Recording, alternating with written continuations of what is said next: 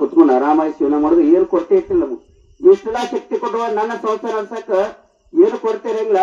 ಆದ್ರೆ ನಾನೊಬ್ಬ ಸುಖವಾಗಿದ್ರೆ ಸಹಿತ ಒಬ್ಬ ಜ್ಞಾನಿ ಹೇಳ್ತಾನ, ಜಗವೆಲ್ಲ ನಗತ್ತರಲಿ ಜಗದ ಅಳುವ ನನಗಿರ್ಲಿ ಅಂತಕ್ಕಂಥ ಮಾತು. ನೋಡ್ರಿ ಒಬ್ಬ ಕವಿ ಎಷ್ಟು ಹೃದಯವಂತಿರ್ಬೇಕು.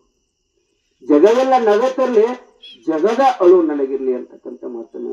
ಅದಕ್ಕೆ ಇವತ್ತು ಸಾಧು ಸಂತರು ಋಷಿಮುನಿಗಳಾಗಬೇಕಾದ್ರೆ ತಮ್ಮ ಹಿತಕ್ಕಾಗಿ ತಮ್ಮ ಸ್ವಾರ್ಥಕ್ಕಾಗಿಲ್ಲ, ಜಗತ್ತಿನ ಉದ್ಧಾರಕ್ಕಾಗಿ. ಒಂದು ವೇಳೆ ಏನಾದ್ರೆ ಬಸವಣ್ಣವರು ಬಿಜ್ಜಳ ರಾಜರ ಕೈಯೊಳಗ ಮಂತ್ರಿ ಆಗಿರ್ತಕ್ಕಂಥ ಮಹಾನವರು ಇವತ್ತ ಬಿಜ್ಜಳ ರಾಜನ ಮಂತ್ರಿ ಪದವಿಯನ್ನು ತ್ಯಾಗ ಮಾಡಿ ಕಲ್ಯಾಣದೊಳಗನ್ನು ಮಂಟಪ ಕಟ್ಟಿ ಜಗದ ಉದ್ಧಾರಕ್ಕೆ ತಿರುಗಿರ್ತಕ್ಕಂಥ ವಿಚಾರ ಒಂದ್ ವೇಳೆ ಅವ್ರು ಮಾಡಕ್ಕಾಗಲಿಲ್ಲ.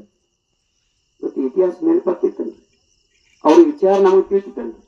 ಅದಕ್ಕೆ ನೀವೆಲ್ಲರೂ ಸ್ವಲ್ಪ ಸರಿಯಾದ ದಾರಿಗೆ ಬರ್ರಿ, ಸರಿಯಾದ ವಿಚಾರ ಮಾಡ್ರಿ ಅಂತಕ್ಕಂಥ ಮಾತನ್ನ ಹೇಳುವಂತ ತಾತ್ಪರ್ಯಕ್ಕೆ ಬಂದಿ ನಾವು.